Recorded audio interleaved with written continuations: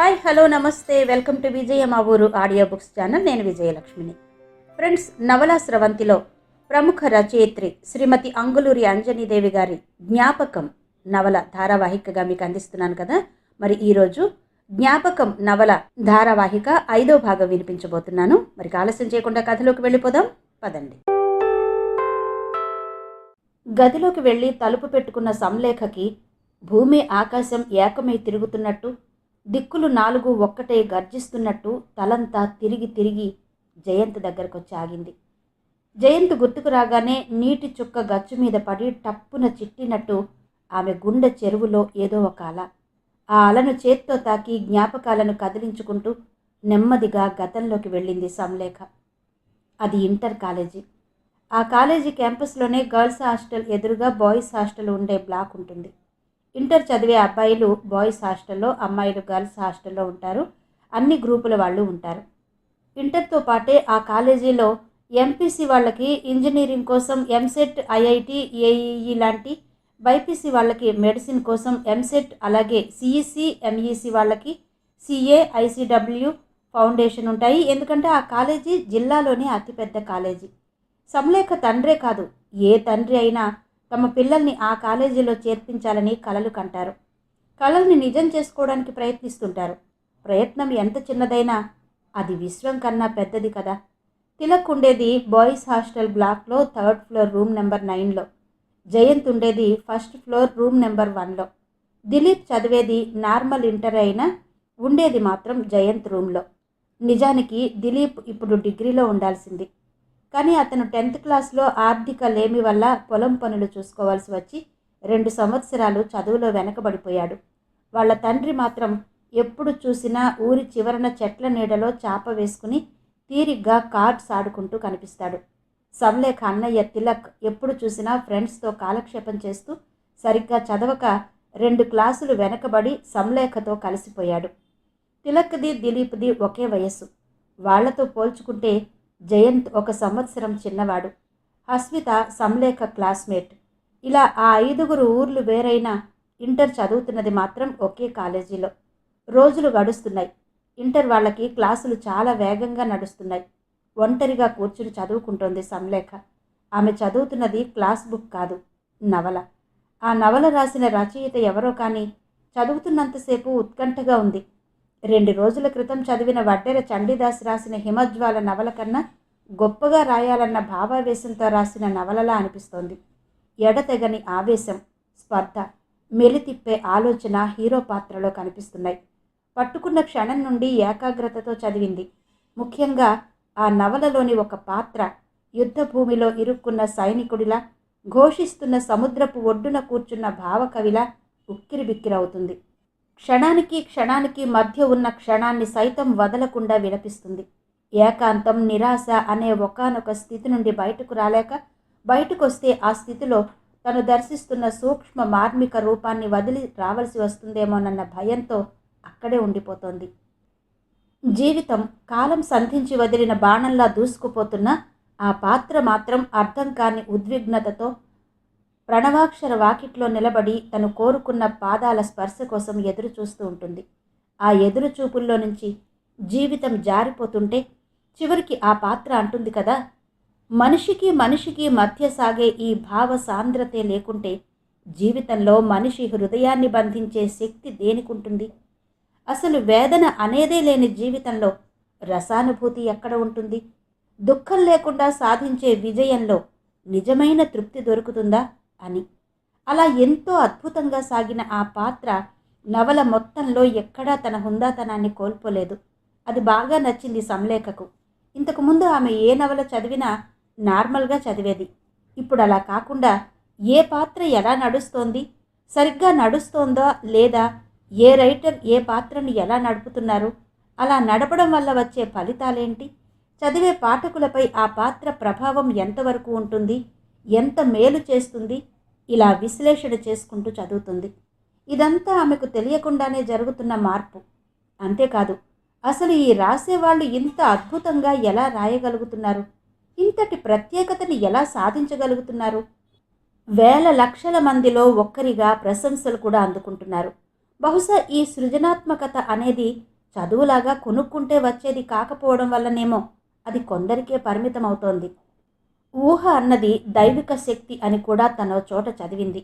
అంతేకాదు, తరానికి ప్రాధాన్యమిస్తూ అంతా లెక్కల ప్రకారం ఉండాలంటూ భాషను నియంత్రించే మనిషి ఎడమ మెదడు కన్నా కుడి మెదడు పూర్తిగా భిన్నంగా ఉంటుందట.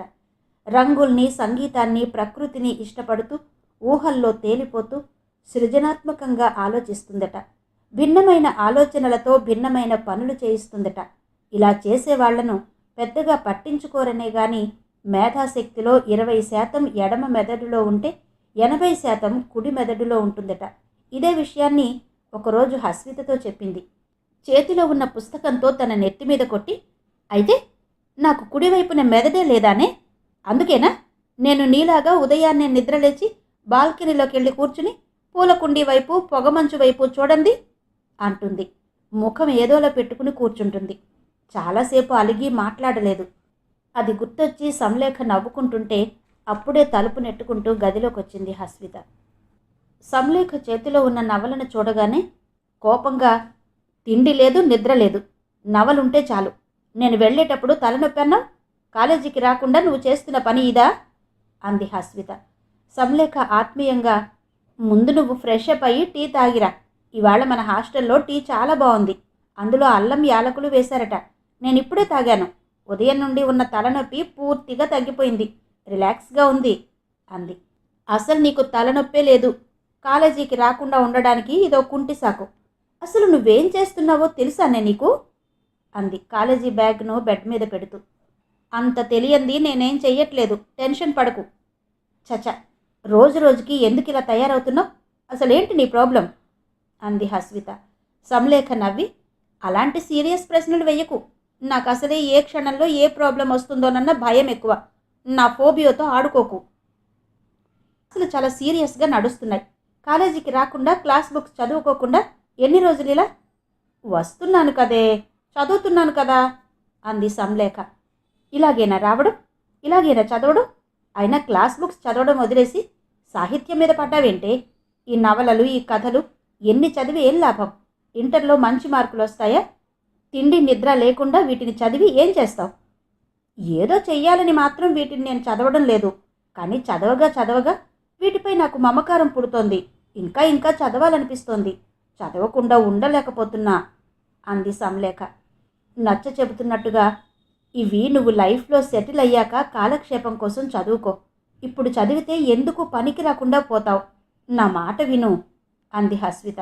హస్విత అలా అంటుంటే, నీ మాటలు ఏదైనా కావాలనుకున్న వాళ్ళకే అర్థమవుతాయి, నేనేం కావాలనుకుని ఈ పుస్తకాలకి దగ్గరయ్యానో నీకేం తెలుసు అంది సంలేఖ. చెబితే కదా తెలిసేది, తెలిసి నువ్వేం చెయ్యగలవు?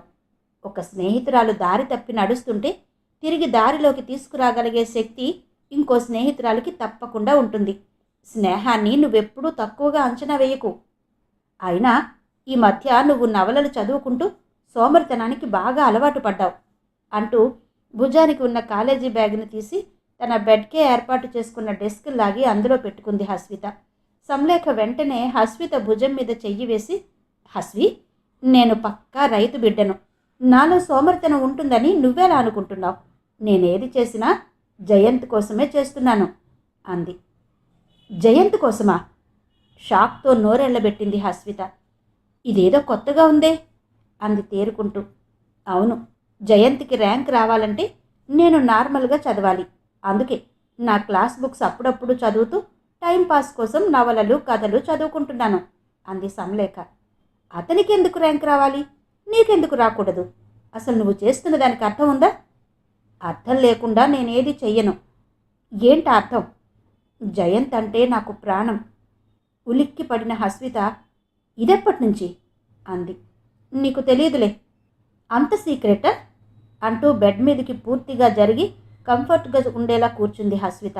సంలేఖ మాట్లాడకుండా తల వంచుకుని తను చదువుతున్న నవల్లో పేజీలను తిప్పుతూ తనెంతవరకు చదివిందో అంతవరకు తనకు బాగా నచ్చిన వాక్యాలను అండర్లైన్ చేసుకుంటోంది.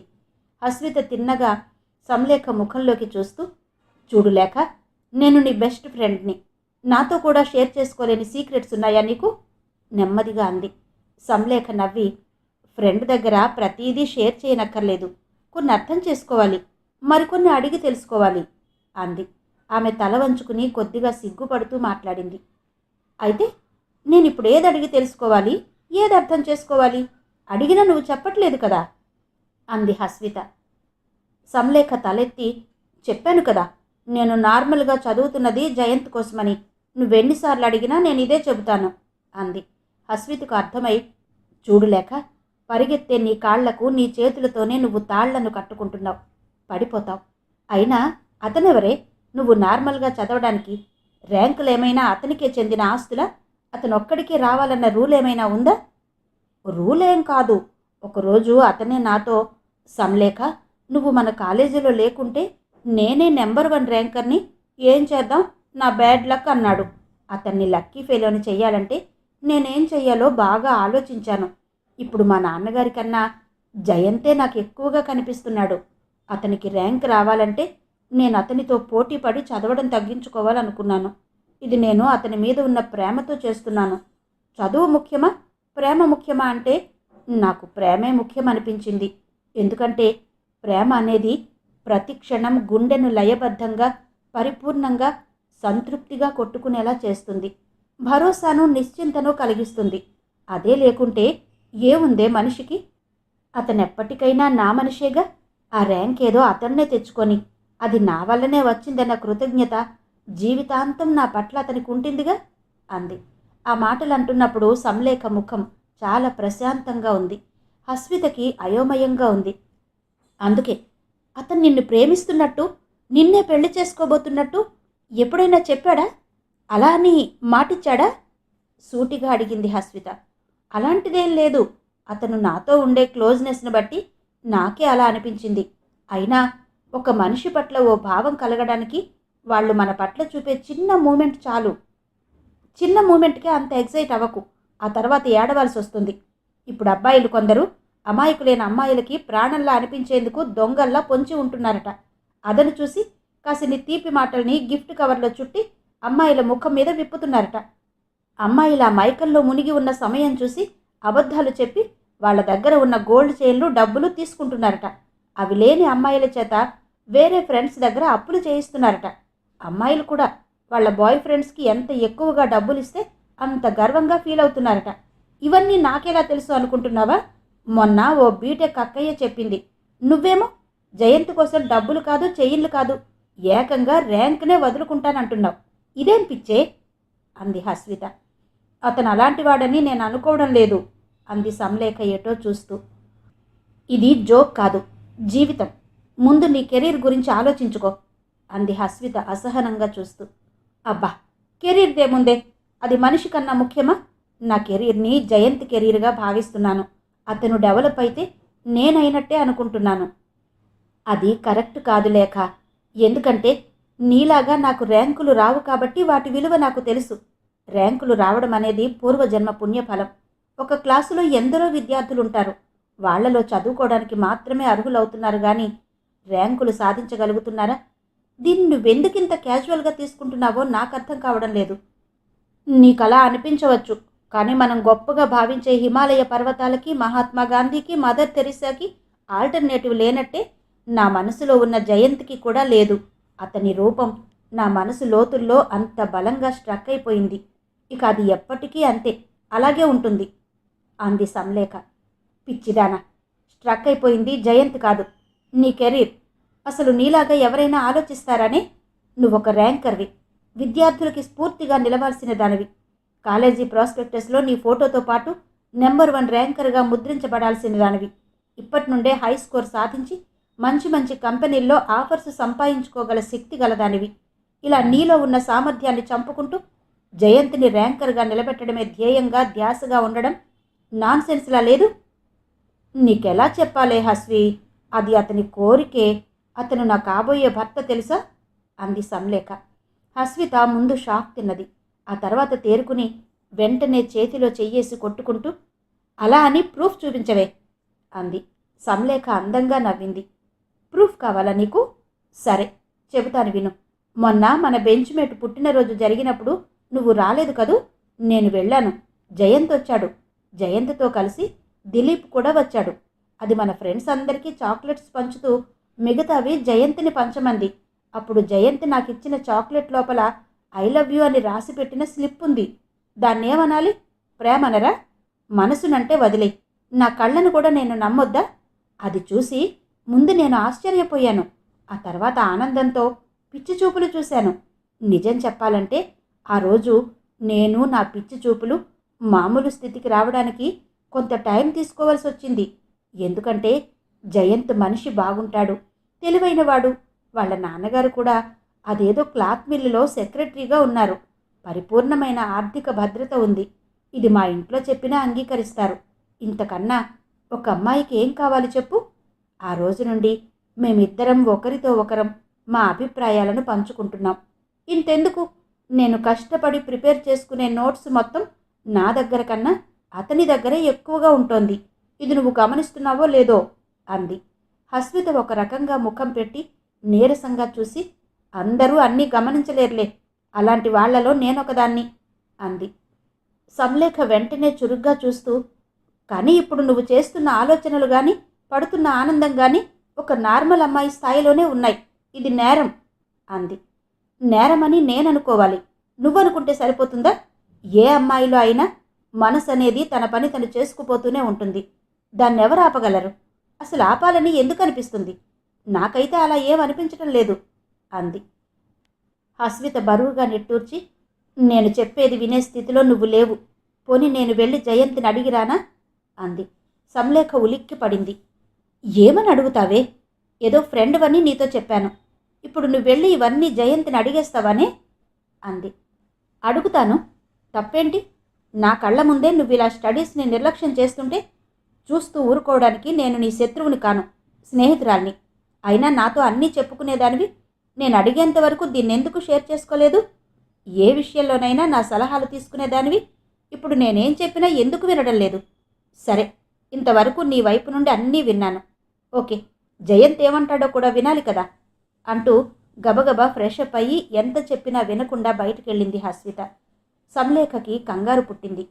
హస్మిత అన్నంత పని చేస్తుందని సంలేఖ భయం. ఇంటర్మీడియట్ చదివే విద్యార్థులకి ఆదివారం ఔటింగ్ ఉంటుంది. తల్లిదండ్రులు ఎక్కువగా ఆ రోజే వచ్చి పిల్లల్ని కలిసి వెళ్తుంటారు. వారానికి ఒక్కరోజే ఔటింగ్ కాబట్టి విద్యార్థులంతా తప్పకుండా బయటకెళ్తారు. ఆ సమయం కోసమే ఎదురు చూస్తున్న హస్మిత ఔటింగ్ రోజు జయంత్ బయటకు రాగానే వెళ్ళి కలిసింది. అప్పుడు దిలీప్ కూడా జయంత్ పక్కనే ఉన్నాడు. దిలీప్ జయంత్ రూమ్మేట్ కాబట్టి ఎక్కువగా జయంత్తోనే ఉంటాడు. హస్మిత మాట్లాడుతుంటే వెళ్ళబోయాడు. పర్వాలేదులే, నువ్వు కూడా ఉండు అన్నట్టు సైగ చేయడంతో అక్కడే నిలుచున్నాడు దిలీప్. సంలేఖ తనకేం చెప్పిందో అది జయంత్తో చెప్పింది హస్మిత. చెప్పు జయంత్, సంలేఖ చెప్పింది నిజమేనా అని అడిగింది. అతను ఆశ్చర్యపోతూ, తనేం చెప్పిందో నువ్వేం అడుగుతున్నావో, నేనేం వింటున్నానో నాకైతే ఏం అర్థం కావడం లేదు అంటూ భుజాలను తమాషాగా కదిలించాడు జయంత్. హస్మిత చెప్పేది నీకేమైనా అర్థమవుతుందా దిలీప్ అంటూ వెంటనే దిలీప్ వైపు తిరిగాడు జయంత్. దిలీప్ మాట్లాడలేదు. ఇందులో జయంత్కి అర్థం కానిదేంటో అని ఆలోచిస్తున్నాడు. జయంత్ బాగా చదువుతాడు. అతనికి చిన్నప్పటి నుండి బాగా చదువుతాడన్న ఇమేజ్ ఉంది. దాన్ని నిలుపుకోవడానికి ఇంకా బాగా చదువుతున్నాడు. కానీ తను నెంబర్ 1 ర్యాంకర్ కావడం కోసం సాటి ర్యాంకర్ని పక్కదారి పట్టించడం పద్ధతి కాదు. నీకు ర్యాంక్ రావడం కోసం తను నార్మల్గా చదువుతానంటోంది. ఎంత ప్రేమ ఉంటే మాత్రం చదువును త్యాగం చేస్తారా అంది హస్మిత. ప్రేమేంటి కొత్తగా నవ్వాడు జయంత్. తను నిన్ను ప్రేమిస్తోంది జయంత్. నాకేం అభ్యంతరం లేదు. దానివల్ల నాకొచ్చే నష్టం కూడా ఏం లేదు. అందుకు నేను బాధ్యుని కూడా కాదు అన్నాడు నిర్లక్ష్యంగా. బాధ్యుడివి కావా? నువ్వు తనని ప్రేమించకుండానే ఇదంతా జరుగుతోందా? నేను ప్రేమించడం ఏంటి? నా వయసు ఎంతని? ఇంటర్లోనే ప్రేమించడం ఉంటుందా? అసలు లైఫ్ గురించి నాకేం తెలుసని నేను ప్రేమిస్తాను? ప్రేమంటే చిన్నపిల్లలు ఓ చోట కూర్చుని అమ్మా నాన్న ఆట ఆడుకోవడం లాంటిదనుకుంటున్నారా అన్నాడు. షాకింగ్గా చూశాడు దిలీప్. హస్మిత కూడా అలాగే షాక్ తిన్నది. నువ్వు తనతో క్లోజ్గా లేవా అడిగింది హస్మిత. ఉన్నాను. ఉంటే అది ప్రేమైపోతుందా? దిలీప్ కూడా తనతో క్లోజ్గానే ఉంటాడు అన్నాడు జయంత్. దిలీప్ వెంటనే కల్పించుకున్నాడు. సంలేఖతో నేనెప్పుడూ క్లోజ్గా లేను జయంత్. నువ్వేదో కన్ఫ్యూజన్లో ఉన్నావు. మనం ఇప్పుడు ఏ క్లాస్లో ఉన్నామన్నది కాదు. 8th క్లాస్ నుంచే అమ్మాయిలు ఏ అబ్బాయి ఆత్మీయంగా మాట్లాడితే ఆ అబ్బాయి సమక్షాన్ని ఇష్టపడుతుంటారు. వాళ్ళు చెప్పే మాటల్ని కూడా ఆసక్తిగా వింటూ ఏదో కొత్త రకమైన ఫీల్తో ఉంటుంటారు.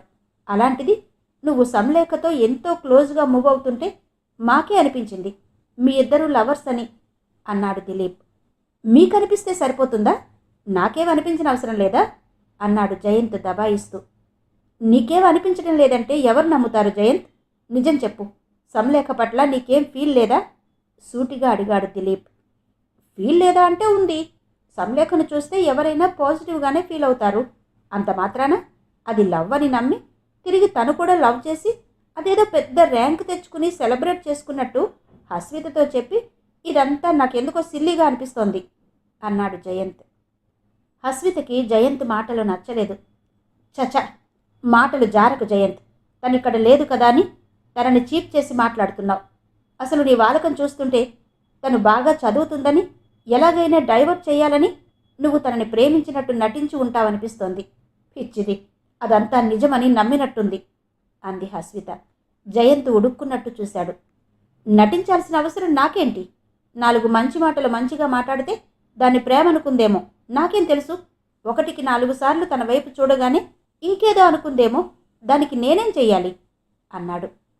ఆగాగు జయంత్, మరి నువ్వు తనకి ఐ లవ్ యూ అని రాసిన స్లిప్ని చాక్లెట్లో పెట్టి ఇవ్వలేదా అడిగింది హస్విత. జయంత్ నవ్వుతూ, అది నేనివ్వలేదు, దిలీప్ ఇచ్చాడు అన్నాడు. అది వినగానే నోట మాట పడిపోయిన దానిలా దిలీప్ వైపు చూసింది హస్విత.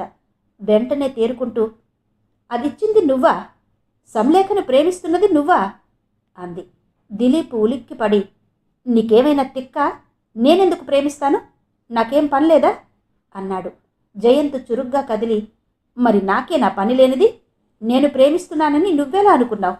నా మనసులోకి ఏమైనా తొంగి చూసావా? ఇదిగో హస్విత, ఈ తప్పంతా దిలీప్ వల్లనే జరిగింది. నాకు నిర్ణయం తీసుకోవడం రాదట, వ్యక్తీకరించడం రాదట. అందుకే నా వంతు తనే ఓ చీటీ రాసి పెట్టాడు చాక్లెట్లో. ఇది తర్వాత దిలీపే నాతో చెప్పాడు. నువ్వు నమ్మట్లేదు కదూ? అసలేం జరిగిందో చెబుతాను విను. సంలేఖ ఒకరోజు ఇదే చాక్లెట్ విషయం మెన్షన్ చేస్తూ నేను కాలేజీకి తెచ్చుకున్న డైరీలో నా పట్ల తనకెలాంటి ఫీలింగ్ ఉందో రాసింది. అప్పుడు దాన్ని నేను దిలీప్కి చూపించాను. అప్పుడు చెప్పాడు దిలీప్, చాక్లెట్లో స్లిప్ పెట్టింది తనే అని. నేను ఆశ్చర్యపోతుంటే దిలీప్ ఏమన్నాడో తెలుసా? నువ్వు సంలేఖను ప్రేమిస్తున్నావని అనుకున్నానురా, హెల్ప్ చేద్దామనుకున్నాను అన్నాడు. అనుకుంటే సరిపోదని అప్పుడే చెప్పాను. నువ్విక్కడే ఉండు, ఆ డైరీ తెచ్చి నీకు చూపిస్తాను అంటూ గబగబా తన హాస్టల్ గదిలోకి వెళ్ళి డైరీ తెచ్చాడు జయంత్. ఆ డైరీని చూడగానే పామును చూసినట్టు బెదిరి, ఇతరుల డైరీలు చదవడం నాకు ఇష్టం ఉండదు, ప్లీజ్ దాన్ని నీ దగ్గర ఉండని అంది హస్విత. ఇది నువ్వు చూడకపోతే నువ్వు నా వైపు నుండి ఎలా ఆలోచించగలుగుతావు హస్విత? నేను నీకు దిలీప్కి దోషిలా ఆగుపిస్తాను. నా పర్మిషన్తోనేగా నిన్ను నా డైరీని చూడమనేది. చూడు, పర్వాలేదు అంటూ డైరీ హస్విత చేతికిచ్చాడు జయంత్. హస్విత ఆ డైరీలో ఓ పేజీని తిప్పగానే సంలేఖ అక్షరాలు కనిపించాయి. దిగ్భ్రాంతిగా అక్కడే ఆగి చదవడం మొదలుపెట్టింది. అది డైరీ కాదు, సంలేఖ మనసు. జయంత్, ఇన్ని రోజులు నువ్వు దిలీప్ ఒకేలా అనిపించారు నాకు. కానీ మా బెంచ్మేట్ పుట్టినరోజు నుండి మాత్రం నువ్వొక ప్రత్యేకమైన వ్యక్తిలా, నా ఒక్కదానికి మాత్రమే పరిమితమైన వ్యక్తిలా అనిపిస్తున్నావు. అంతేకాదు, అతను ప్రేమించడం సరే, నేను అతన్ని ప్రేమిస్తున్నానా లేదా అని నన్ను నేను అనేకసార్లు ప్రశ్నించుకున్నాను. నువ్వు నమ్ముతావో లేదో, నేను నిన్ను నిజంగానే ప్రేమిస్తున్నాను జయంత్. ఇంత ఖచ్చితంగా ఎలా చెప్పగలుగుతున్నానంటే నువ్వు గుర్తొస్తేనే నా మనసంతా ఒక విధమైన భావోన్మత్తత ఆవరిస్తోంది. నువ్వు ఎదురైన ప్రతిసారి నన్ను గమనించావో లేదో, అంతవరకు నీ రూపాన్ని రహస్యంగా దాచుకున్న నా కనుకొలకలు అందంగా నవ్వుతుంటాయి. కానీ నీ మనసు నాపై ఉందని తెలిసిన క్షణం నుండి ఎందుకో నీ ముందు ధైర్యంగా నిలబడలేకపోతున్నాను. నీ కళ్ళలోకి సూటిగా చూడలేకపోతున్నాను. సిగ్గుపడిపోతున్నాను, కదిలిపోతున్నాను, సంచలించిపోతున్నాను. ఎవరు పలకరించినా ఏదో మాట్లాడుతున్నాను. నిద్రపోతున్నానో మేల్కొన్నానో ఆ స్పృహే ఉండడం లేదు. కానీ ఒక్కసారి నా మనసు నీ ముందు ఎంత మోకరిల్లినా దానివైపు చూడకుండానే చంద్రకిరణం భూమి మీదకి అలవోకగా జారినట్టు నా ముందు నుండి వెళ్ళిపోతుంటావు. అప్పుడు నువ్వు నా మనసును నీ వెంట తీసుకెళుతూ దేహాన్ని మాత్రమే వదిలేసి వెళ్ళిపోతున్నట్టు అనిపిస్తావు. ఒక్కసారి ఆగినా బాగుండు కదా అనిపిస్తుంది. కానీ ఎప్పుడు చూసినా నీకు క్లాస్ రూమ్లో స్టడీ అవర్స్లో గడపడం తప్ప టైం ఎక్కడ దొరుకుతుంది? నాకేమో ఎవరు పలకరించినా నీ గురించే చెప్పాలనిపిస్తుంది, నీ గురించే మాట్లాడాలనిపిస్తుంది. అద్దంలో చూసుకున్న ప్రతిసారి నా ముఖానికి బదులు నీ ముఖమే కనిపిస్తోంది. అలా నా అణువణువులో నువ్వు తప్ప నేనుండను. నేనుండని నాలో అన్నీ నువ్వే. నువ్వు నా జీవితంలో ఒక ఆశ్చర్యానివి, అద్భుతానివి, అదృష్టానివి. నువ్విప్పుడు నీ స్టడీ బిజీలో ఉండి నన్ను పట్టించుకోకపోవచ్చు. కానీ ఫ్రీగా ఉన్నప్పుడు, నిశ్శబ్దంగా నడిచి వెళుతున్నప్పుడు నీ పాద రేణువులన్నీ నేనే అని గుర్తుంచుకో. ఆ క్షణం తప్పకుండా వస్తుంది. ఆ క్షణం కోసం ఎదురు చూస్తూ నీ మనసులో పుట్టిన మధురోహని, నీ సంలేఖని అంటూ అక్కడితో ఆపేసిన సంలేఖ అక్షరాలను 1-2 చదివింది హస్విత. నిట్టూర్చి జయంత్ వైపు చూసింది. జయంత్ అది గమనించి, తరువాత పేజీలో ఇంకా కొన్ని వాక్యాలున్నాయి, చదువు. అవే నన్ను భయపెట్టాయి. ఎంతైనా నా లక్ష్యం నాకు ముఖ్యం కదా అన్నాడు. వెంటనే హస్విత కళ్ళు పక్క పేజీ వైపు పరుగు తీశాయి. నేనేదైనా ఒక పనిలో నిమగ్నమైతే నా మనసును స్వచ్ఛంగా ఉంచుకుని అదే సర్వమైనట్టు ఉండిపోతాను. ఏమాత్రం చలించను. నువ్వు నన్ను తెలుసో తెలియకో కదిలించావు. నేను కూడా అదే విధంగా కదిలిపోయాను. ఇది యాదృచ్ఛికమో మరేదో నాకు తెలియదు. కానీ నాకు చదువంటే చాలా ఇష్టం. అంతకు మించిన లక్ష్యం కూడా నాకు లేదిప్పుడు. నన్ను చూసినప్పుడల్లా మా నాన్నగారు చాలా గర్వంగా, బిడ్డను పొగుడుకోకూడదు కానీ నీలో అసాధారణమైన తీక్షణ దృష్టి, విచక్షణ, వివేకం, పట్టుదల ఉన్నాయి తల్లి. అలాగే మనుషులు ఎప్పుడైనా మానసిక క్రమశిక్షణ ఉంటేనే సరైన సమయంలో సరైన దాని గురించి ఆలోచించి నిర్ణయాలు తీసుకోగలుగుతారు. అలాంటి క్రమశిక్షణతో నువ్వు కూడా ఏ పని ఎప్పుడు చేయాలో చేసుకుంటూ వెళ్ళు అంటుంటాడు. ఆ మాటల ప్రభావం నా ప్రతి అడుగులో ఉంది. దానికి తోడుగా నీ పరిచయం నన్ను బలంగా హత్తుకుంది. నువ్వు నన్ను ప్రేమిస్తున్నట్టు తెలిసిన క్షణం నుండి ఇంకా ఉల్లాసంగా, ఉత్సాహంగా, ఇంతకు ముందు కన్నా ఇంకా ఎక్కువ టైంను నా చదువుకు వినియోగించుకోగలుగుతున్నాను. నువ్వు చూస్తూ ఉండు. నువ్విచ్చిన ఈ మానసిక శక్తితో చదువులో నేను నిన్ను మించిపోతాను. ఈసారి మన కాలేజీకి వచ్చే ర్యాంకులో నాదే మొదటి ర్యాంక్ అవుతుంది. ఇలా చెబుతుంటే నాకెంత గర్వంగా ఉందో తెలుసా. ఇక ఉంటాను జయంత్ అని ఉంది ఆ పేజీలో. చదివి మౌనంగా ఉంది హస్విత. జయంత్ తన చూపుల్ని దూరంగా నిలిపి, మన కాలేజీలో నాకన్నా సంలేఖనే కాదు, ఎవరూ నన్ను మించిపోకూడదు. అయినా ఎవరైనా ప్రేమిస్తే ఆ ప్రేమ వల్ల డిస్టర్బ్ అయ్యి కాన్సంట్రేషన్ దెబ్బతిని చదువులో వెనకబడిపోవడం విన్నాను. కానీ ఇలా ఉత్తేజం పొందడం నేను వినలేదు అన్నాడు. మాట్లాడలేకపోయింది హస్విత. ఎప్పుడైనా ఒక అమ్మాయికి అబ్బాయి ప్రేమిస్తున్నానని చెబితే చదువుతో పాటు ప్రేమ కూడా కావాలనుకుంటుంది. అలా సాధ్యం కానప్పుడు చదువు కన్నా ప్రేమే ముఖ్యమని కూడా అనుకుంటుంది. అదే జయంత్ లాంటి పుస్తకాల పురుగు దగ్గరకు వెళ్ళి ప్రేమిస్తున్నానని ఏ అమ్మాయి చెప్పినా ఆ ఫీలింగ్కి విలువ ఉండదు. ప్రేమ కన్నా చదువే ముఖ్యం అనుకుంటాడు. చదువు మానేసి నువ్వే ముఖ్యం అనేంత అద్భుతం ఏముంది అంటాడు. ఇప్పుడు సంలేఖ పరిస్థితి అలాగే అయింది. అయినా సంలేఖ కూడా జయంత్ మీద మరీ అంత వెర్రి ప్రేమను పెంచుకోవలసింది కాదు అనుకుంది హస్విత. దిలీప్ కూడా హస్వితలాగే ఆలోచిస్తున్నాడు.